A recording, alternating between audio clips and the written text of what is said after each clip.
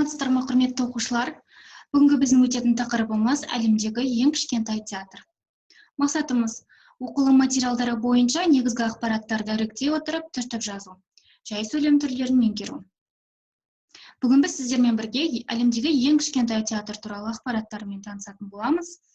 Сол ақпараттардың ішінен өздеріңізге керек жерлерін түртіп алыңыздар. Әлемдегі ең үлкен театр Бейжің қаласында орналасқан.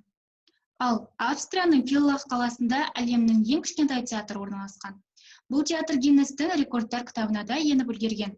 8 ғана көрермен сиятын кішкентай театр Кремль сарайы деп аталады. Сахнасының көлемі 1,3 және 1,3 метр ғана. Жыл сайын сахнада өзіміздің және өзге де театрлардың спектакльдерін, түрлі пьесалар мен балеттерді қоямыз. Сонымен қатар музыкалық қойылымдар мен балаларға арналған көрсетілімдер, әдеби оқулар да сахнадан түспейді, дейді театр директоры Феликс Штрассер. Театр 2009 жылы ашылған. Ең кішкентай театрдың шымылдығын ашқан алғашқы қойылымы Константин Паустовскийдің «Қар» шығармасының негізінде жазылған пьеса. Театр көбіне қойылымдарды славян, неміс тілдерінде қояды. Бұл ең кішкентай театрдың өзіне тән ерекшелігі болса керек. Біз сіздермен естеріңізде болса, жай сөйлемнің бірнеше түрлерін өтіп жатырмыз. Алдыңғы сабақтарымызда өттік. Бүгін біз сіздермен жай сөйлемнің етістікті және есімді сөйлемдер деген түрлерін өтеміз. Етістікті сөйлемдер баяндаушы дара және күрделі етістіктен болып, грамматикалық категориялармен түрлену арқылы жасалған сөйлемдер. Есімді сөйлемдер баяндаушы есім сөздер болып келетін сөйлемдермен бірге атаулы сөйлемдерде жатады. Яғни, етістікті сөйлемдер дегеніміз баяндауыштары етістіктен жасалады. Ал есімді сөйлемдер дегеніміз баяндауыштары есім сөздерден жасалады.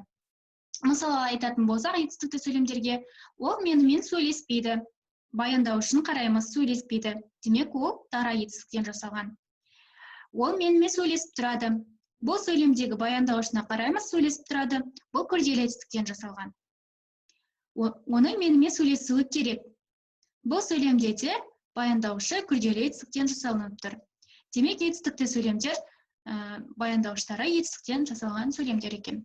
Есімді сөйлемдер адал, қайратты ер жігіт Ләйліге ғашық. Тау іші, иен жайлау. Ертеден келе жатқан ортеке ойыны осының айқын дәлелі. Көріп тұрғандарыңыздай, екі сөйлемнің бір-бірімен айырмашылықтарын түсіндіңіздер. Демек, есімді сөйлемдердің баяндауыштары тек есім сөздерден тұрады. Енді төменде берілген өлең жолдарынан есімді сөйлемдерді теріп алып, етістікті сөйлемдерге айналдырыңдар. Сіздермен бірге бір сөйлемді айналдырып көрейік. Туған тілім барда айтылар сөз ойдағы. Осы есімді сөйлемді біз етістікті сөйлемге айналдырып көрейік. Туған тілім барда ойымыздағы сөз айтылады.